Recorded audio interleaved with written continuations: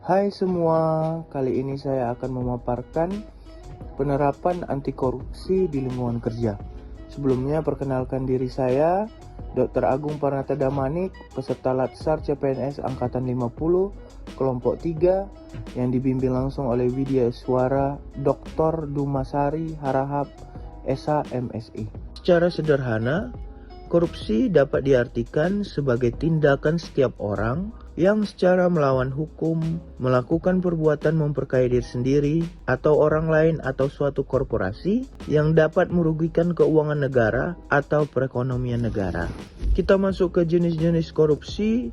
Yang pertama, kerugian keuangan negara, suap menyuap, penggelapan dalam jabatan, pemerasan, perbuatan curang, benturan kepentingan dalam pengadaan, dan gratifikasi atau dalam bentuk kado-kado yang tidak jelas. Lalu, kenapa orang dapat melakukan korupsi?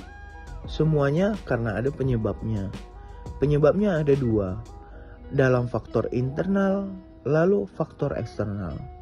Dalam faktor internal, penyebabnya kemungkinan seseorang ataupun individu kelompok bersifat tamak atau rakus, gaya hidup yang konsumtif, di mana lebih besar pasak daripada tiang. Yang ketiga, moral yang kurang kuat. Maka kita sebagai ASN dilatih di Latsar untuk meningkatkan moral supaya lebih kuat, tidak tamak, dan memiliki gaya hidup yang standar sesuai kemampuan kita.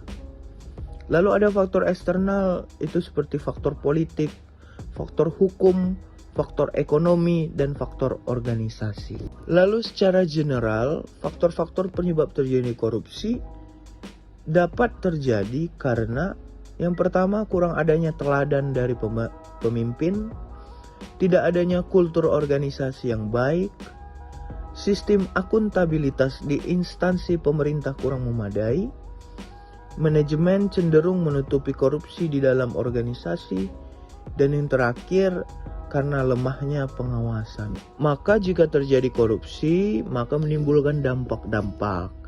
Yang pertama itu menurunkan produktivitas, menurunkan pendapatan negara, meningkatkan utang negara, menurunkan pertumbuhan, rendahnya kualitas barang dan jasa, menambah beban negara, dan ketimpangan pendapat hingga meningkatkan kemiskinan.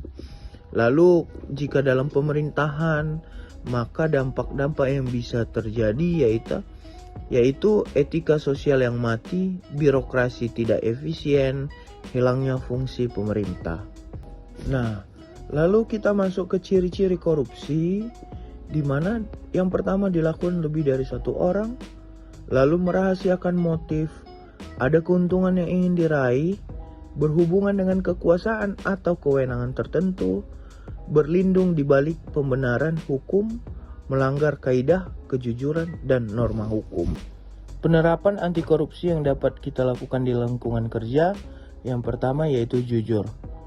Jujur dalam melakukan segala pekerjaan. Selanjutnya yaitu peduli.